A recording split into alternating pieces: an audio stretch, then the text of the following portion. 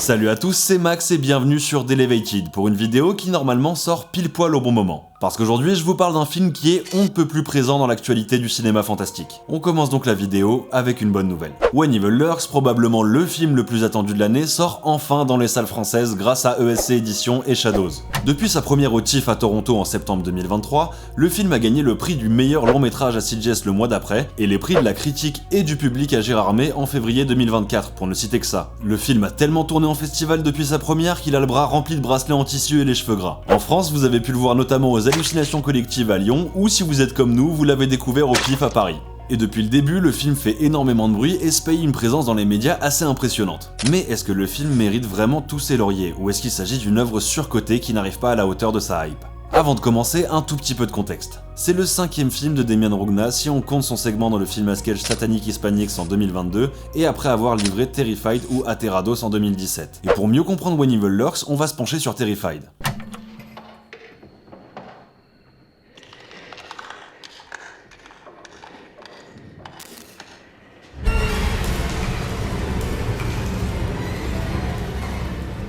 Dans Terrified, on est plongé dans un quartier qui connaît de plus en plus de phénomènes paranormaux, menant notamment à la mort d'un homme, de sa voisine et d'un petit garçon. Un groupe de chercheurs en paranormal vient donc enquêter dans les maisons des victimes pour essayer de percer le mystère de ces morts étranges, et en savoir plus sur ces phénomènes. Finalement, c'est un pitch de pur film de poltergeist qui peut même faire penser à une saga comme Insidious.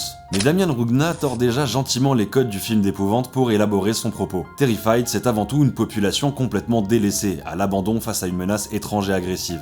Les médecins, les flics et les acteurs politiques ne sont d'aucune aide. Au contraire, les institutions politiques vont plutôt essayer de cacher les événements, isolant les victimes et cultivant ainsi l'ignorance pour garder le contrôle. On peut donc y déceler un propos profondément politique, un commentaire du réalisateur sur la situation sociale en Argentine. Et cette volonté de mettre en avant un discours politique plutôt pessimiste et carrément cynique, c'est exactement ce que fait à nouveau Demian Rugna dans When Evil Lurks, qui est finalement un prolongement logique de Terrified. Les deux films sont donc complémentaires et je vous invite à voir Terrified avant votre séance de cinéma pour When Evil Lurks. Maintenant que tout est posé, parlons de When Evil Lurks.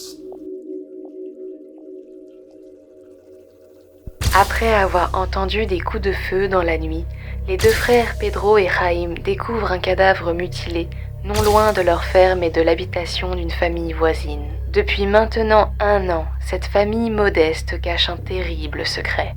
Le frère aîné, Uriel, est infecté.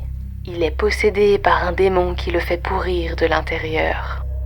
Tapi au fond de sa chair putréfiée, le mâle attend patiemment la mort de son hôte pour enfin naître dans notre monde. Un spécialiste devait venir en aide à la famille d'Uriel, mais le destin en décida autrement. C'est son cadavre que les deux frères trouvèrent dans les bois. Complètement délaissés par la police qui ne les aidera pas, les deux frères et le propriétaire des terres, Ruiz, décident de prendre la situation en main.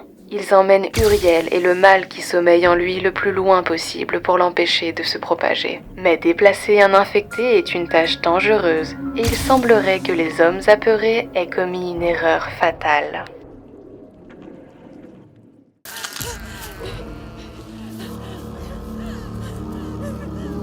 ¡Date, hija de puta! ¡Armando! ¡No lo hagas, espera! Por favor, no le dispares con un arma de fuego a la bestia. Nos vas a condenar, mi amor. Vamos a ser papás, no lo hagas, por favor. No, no. ¡Salid de acá!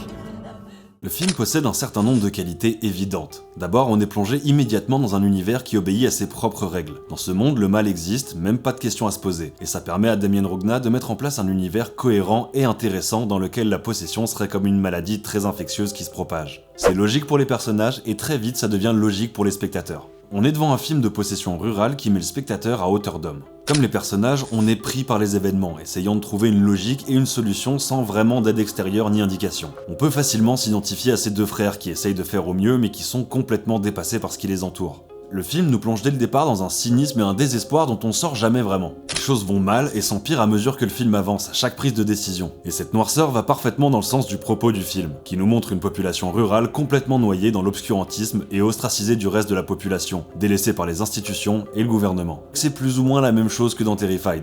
On va y revenir. Pour rajouter une couche de noirceur, le film ne se prive de rien en termes de gore et de scènes choc instantanément iconiques. Évidemment, la scène de la hache qui est présente dans la bande-annonce, mais on pense aussi à une scène avec un gros toutou qui se place haut dans le classement des meilleures scènes du film. Personne n'est à l'abri. Hommes, femmes, enfants, animaux, tout est soit un danger, soit en danger.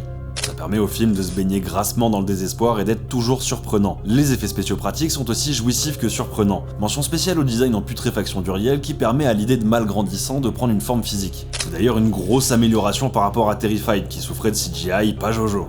Bref, c'est cracra, c'est violent et c'est trop cool. Un petit mot aussi sur la photographie et le choix de composition des plans qui sont réfléchis, chargés de sens et plus simplement qui ont de la gueule. Même si quelques images sont un peu trop évidentes et manquent de subtilité, globalement le film est beau et visuellement maîtrisé. Clairement Monsieur Rogna c'est pas un naze quoi. Il file le propos déjà présent dans Terrified pour amener à une réflexion sur le monde post-Covid et à la montée du fascisme en Argentine. Choisir de traiter du mal pur et simple sous la forme d'une épidémie incontrôlable qui monte les gens les uns contre les autres permet un monde d'interprétation politique et sociale intéressante. Dans When Evil Lurks comme dans Terrified, la population est délaissée, incomprise, effrayée et divisée. Sauf que dans ce dernier film, la menace a un air de pandémie mondiale, et s'étend infiniment plus que dans Terrified, dans lequel la menace reste localisée dans un quartier.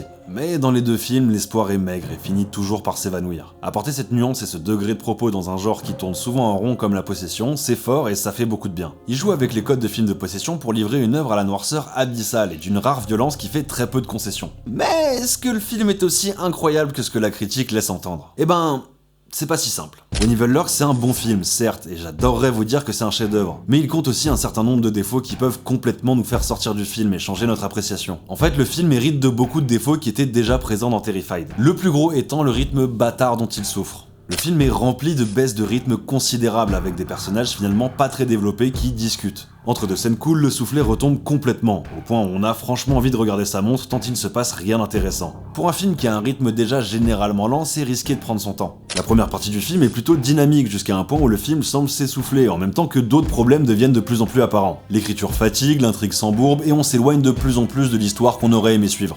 Et ça s'arrange pas vraiment jusqu'à la fin du film, qui souffre en plus d'un défaut de construction quasiment éliminatoire. La dernière partie du film nous amène à une première fin, avant de relancer l'intrigue pour un genre de dernier acte tout mou, qui, même s'il est pas dénué d'intérêt, semble arriver en retard à la fête et achève complètement le rythme. Quand le générique de fin arrive, on sait pas trop quoi penser et on doute de la gravité du final et même de l'intérêt de tout ce qu'on vient de voir. On finit par regretter que le film prenne pas une meilleure direction scénaristique et ça c'est vraiment dommage. Le film s'amorce super bien et salit le truc au dernier moment, c'est un peu comme s'il prenait une douche et qu'il s'essuyait avec une serviette sale, ça gâche l'effort. Les personnages semblent aussi prendre systématiquement les mauvaises décisions, et par les mauvaises j'entends surtout les plus débiles. Si au début ça va dans le sens du propos et du désespoir global du film, ça finit par devenir agaçant. Surtout dans la dernière partie du film où on frôle le ridicule tellement les personnages sont débiles. Sans déconner, ça finit par devenir absurde, le personnage de Pedro fait absolument l'inverse de ce qu'on lui dit de faire. D'ailleurs, les comédiens sont très bons, mais ces erreurs d'écriture, ça fragilise la crédibilité qu'on accorde au personnage. Si les points forts du film sont clairement son visuel, ses scènes chocs et son propos, ses défauts résident dans l'écriture, la construction et le rythme. Et pour quelqu'un comme moi qui a tendance à aimer quand ça va vite, ça m'a sorti du film. Et ce sont des défauts qui étaient déjà tous présents dans Terrified. Des personnages survolés, une intrigue fouillie, une construction frustrante et un rythme bâtard. D'ailleurs, en termes de scénario, je trouve que l'histoire racontée dans Terrified était bien plus intrigante que celle de When Evil Lurks. C'est quand même dommage que ce genre de souci n'ait pas été réglé dans un film qui aurait mérité plus de soin pour être à la hauteur de sa hype. Parce que oui, le film est vraiment sur-hypé, donc on a une attente, et quand on est devant, finalement, je vois facilement comment on peut être déçu. Nous, on l'a vu 2 fois, et au deuxième visionnage, une fois la surprise passée, on s'est un peu fait chier. Cela dit, on attend avec impatience le prochain film de Demian Rugna, qui a montré l'étendue de son talent et qui a encore une grande carrière devant lui. Voilà, c'était mon avis un peu nuancé sur When Evil Lurks. C'est difficile de mettre des mots sur la déception que ce genre de défaut amène sur une œuvre qui a un gros potentiel de chef-d'œuvre. Le film partait vraiment super bien et il m'a perdu en cours de route. Donc pour moi, il rejoint la pile des films très bons, mais trop frustrants. Et je ne doute pas que nombreux d'entre vous ne seront pas d'accord et vous avez tout à fait le droit, alors je vous invite à donner votre avis en commentaire. Dites-nous aussi ce que vous avez pensé de la vidéo, on adore vous lire. Si vous avez aimé, pensez à liker et à vous abonner à la chaîne, on fait plein d'autres contenus autour de l'horreur, vous allez voir, vous allez kiffer. Et on se retrouve bientôt dans notre cabane de l'horreur pour une nouvelle vidéo.